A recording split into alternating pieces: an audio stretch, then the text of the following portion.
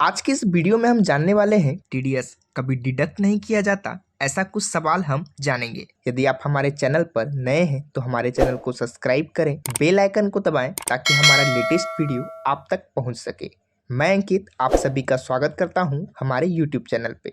यदि आप भी चाहते हैं टैली प्राइम को कंप्लीट सीखना, वो भी एडवांस टिप्स एंड ट्रिक्स के साथ, तो आप इस चैनल के प्लेलिस्ट में जाकर टैली प्राइम एडवांस वाले सीरीज को ज्वाइन कर सकते हैं। अब आपको टीडीएस में एक्सपर्ट बनना है तो आपको कुछ और थ्योरी पता होना चाहिए कि टीडीएस कब डिडक्ट किया जाता है। ऐसे कुछ सवाल मैं आपको इस पार्ट में कवर करने वाला हूं। तो यहाँ पर मैंने आपको बताया कि टीडीएस कभी डिडक्ट नहीं होता। आप अमाउंट रिजर्व बैंक में पे करते हो। ऑफकोर्स वो गवर्नमेंट का बैंक है, रिजर्व बैंक ऑफ इंडिया, जो आप अमाउंट पे कर रहे होते हैं, तो आपको वहां पर टीडीएस डिडक्ट नहीं करना रहता है। याद रखिए उस अमाउंट पर, या फिर आप ऐसे एंट्री पे कर रहे हो, bank company, LIC, insurance company जो होती है, उनको आप इंटरेस्ट पेड कर रहे हो, तो उस टाइम पे टीडीएस काटा नहीं जाता, राइट। तो आपको ये समझ में आया होगा कौन से केस में टीडीएस नहीं काटा जाता है। आपको सवाल पूछा गया इंटरव्यू में आगे चलकर, तो आप बता सकते हैं। नेक्स्ट क्वेश्चन आपको पूछा जा सकता है, या फिर आप किसी को बता सकते हैं, हाउ टू पे टीडीएस डिपॉजिट। कौन से वे रहते हैं टीडीएस डिपॉजिट के? दो मेथड रहते हैं टीडीएस डिपॉजिट के। पहला रहता है electronic mode. E payment is mandatory for all cooperative एसएससीज। जितने भी कोऑपरेटिव एसएससीज हैं उन सभी को ये इलेक्ट्रॉनिक मोड कंपलसरी रहता है। या फिर अदर देन कंपनी, जो कि section 44 AB income tax act 1961 का, उसके अंदर सेक्शन 44 AB के अंदर जितना भी लिस्टेड है उन सभी को ये मैंडेटरी है या कंपलसरी है। इलेक्ट्रॉनिक मोड ये उन्हें पे करना होता है। तो सेक्शन 44 AB आपको चेक करना है पूरे डिटेल में, तो आप गूगल पर जा सकते हैं, वहाँ पर जाके सर्च करिए, आपको मिल जाएगा। इसमें कोई दिक्कत नहीं है, आप वहाँ से पढ़ सकते हैं। फिलहाल यहाँ पर दूसरा मोड कौन सा है? फिजिकल मोड, मतलब बैंक में जाकर आप टैक्स का पेमेंट कर सकते हैं। ओके, तो उसके लिए आपको चालान 281 फिल करना है ऑथराइज्ड बैंक में ही, जिस बैंक में टीडीएस एक्सेप्टेबल है। जो ऑथराइज्ड है वहाँ पर आप 281 चालान भरकर पेमेंट कर सकते हैं।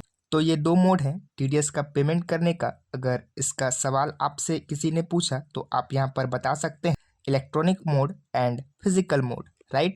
अब नेक्स्ट सवाल की तरफ बढ़ते हैं। What is due date for depositing TDS? TDS depositing is due date कौन सी होती है? The tax deducted at source must be deposited to the government by 7th of the subsequent month. जिस महीने का डिडक्ट किया उस महीने का 7 तारीख तक टैक्स भरना पड़ेगा, right. TDS deduct in the month of June must be paid to the government by 7th July. Example आपको यहाँ पर दिखाई दे रहा है, जून का टैक्स डिडक्ट किया गया है, आपको 7 जुलाई तक टैक्स भरना रहता है। However, the TDS deducted in the month of March can be deposited till 30 अप्रैल।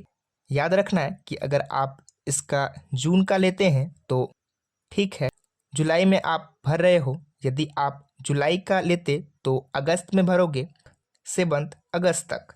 लेकिन मार्च के केस में ऐसा होता है क्योंकि फाइनलाइजेशन होता है अकाउंट का, तो वो आप 30 अप्रैल तक भरोगे तो वो भी चलेगा। 30 दिन का वहाँ पे पीरियड होता है। चलिए, एक बात आपको नहीं पता चली, ओके। तो फिलहाल नेक्स्ट टॉपिक की तरफ बढ़ते हैं। You required few things while depositing TDS. अभी कौन सी ऐसी चीज़ें हैं जो आपको टीडीएस डिपॉजिट के टाइम पे देनी पड़ती है, भरनी पड़ती है? Deductor tan number is required at the time of payment. जब आप टीडीएस का पेमेंट कर रहे हैं, यानी कि आपके पास टैन नंबर रहेगा, आपने टीडीएस डिडक्ट किया है किसी का और पेमेंट कर रहे हो, इसका मतलब आपके पास टैन नंबर है। टैक्स असेसमेंट नंबर इसको बोलते हैं, मैंने इसके बारे में आपको समझाया था। अगर आपके पास टैन नंबर है तो आप टीडीएस भर सकते हैं। दूसरी चीज़ ये है कि there is no need of deductive PAN number at time of payment of TDS challan. TDS challan के टाइम पे पेमेंट जब होता है तब डिडक्टिव का पेन नंबर का कोई ज़रूरत नहीं रहता है। किसी के अगेंस्ट जब आप टीडीएस भर रहे हैं तभी आपको डिडक्टी का पेन नंबर चाहिए रहता है, राइट।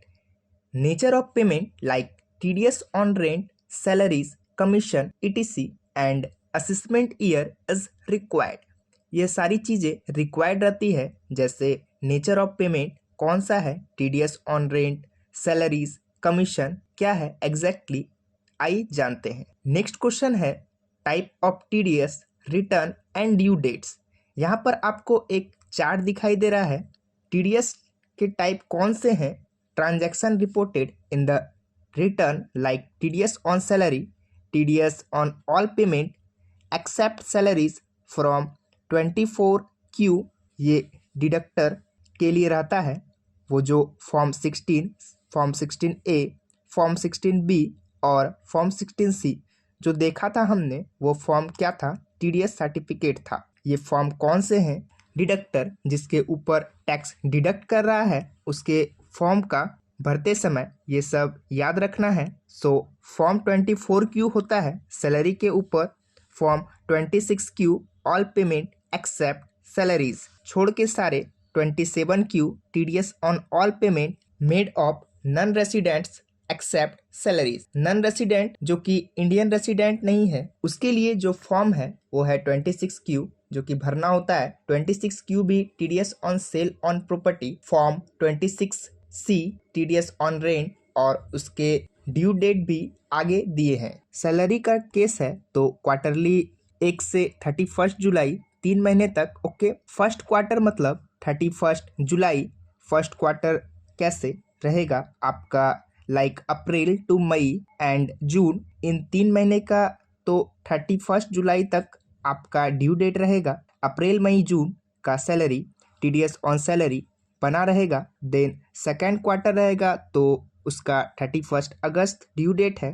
थर्ड क्वार्टर है तो 31 जनवरी ऑफकोर्स। फोर्थ क्वार्टर है तो वहाँ पर 31 मई दिया गया है, मार्च नहीं है क्योंकि आपको पता है वहाँ पर 2 महीने एक्सटेंड है, वो वैसे ही आपको सेम मिल रहा है। TDS on all payment except salaries के ऊपर भी ड्यू डेट और नेक्स्ट पेमेंट भी क्वार्टरली यहाँ पर दिया गया है और यहाँ पर आपको 30 days from the end of the month in which TDS is deducted, ये ड्यू डेट है, याद रखिए 30 दिन मिलते हैं क्योंकि इसमें इंटरेस्ट टैक्स डिडक्ट करने के लिए, टैक्स डिडक्ट करने के बाद तुरंत यहाँ पर आपको क्या करना रहता है, पेमेंट करना रहता है बराबर, न तो वहाँ पर ईच एंड एवरी पेमेंट का करना रहता है। तो ये चार्ट मैंने आपको एक्सप्लेन किया TDS on sale of property और टीडीएस ऑन रेंट के ऊपर। तो एक चीज़ आपको यहाँ पर याद रखना है और ये चार्ट मैंने आपको एक्सप्लेन किया है ऑलरेडी। आइए नेक्स्ट क्वेश्चन की तरफ बढ़ते हैं। What is form 26AS? इसके बारे में मैंने आपको शायद बताया था, फिर भी मैं आपको यहाँ पर बता रहा हूँ।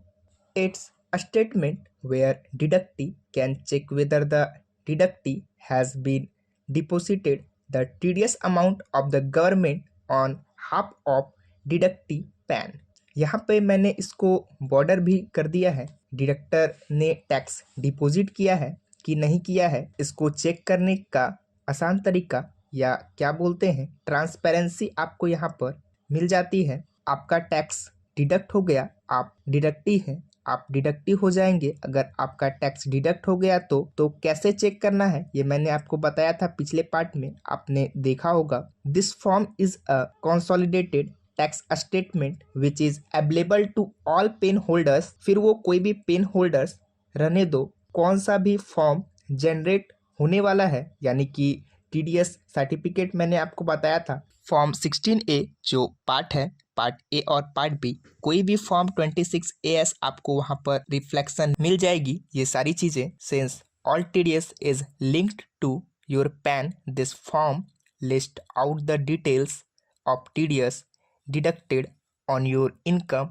by each deductor for all kinds of payments made to you, whether those are salaries or interest income. All TDS linked to your PAN is reported here. ये कुछ अंग्रेजी में समाचार थे, मैंने आपको बताया। आइए इसे हिंदी में जानते हैं। जितनी भी आपके पेमेंट पे टैक्स डिडक्ट हो चुका है वो सारी की सारी आपके अकाउंट में लिंक रहता है, वो चाहे सैलरी का रहे या चाहे इनकम का रहे, वो सारी की सारी आपके पैन के अगेंस्ट फॉर्म 26AS में मिलने चाहिए। अगर आपकी सर्टिफिकेट आपको मिली है टीडीएस डिडक्शन के, जैसे आपने इंटरेस्ट का सर्टिफिकेट कलेक्ट किया है, टीडीएस सर्टिफिकेट फॉर्म 16A, तो उस समय वो आप देख पाएंगे। उसके अंदर जो डिटेल भरी है वो फॉर्म 26AS में रिफ्लेक्ट होगा। Okay, this form also has income tax directly paid by you as advance tax और सेल्फ असेसमेंट टैक्स।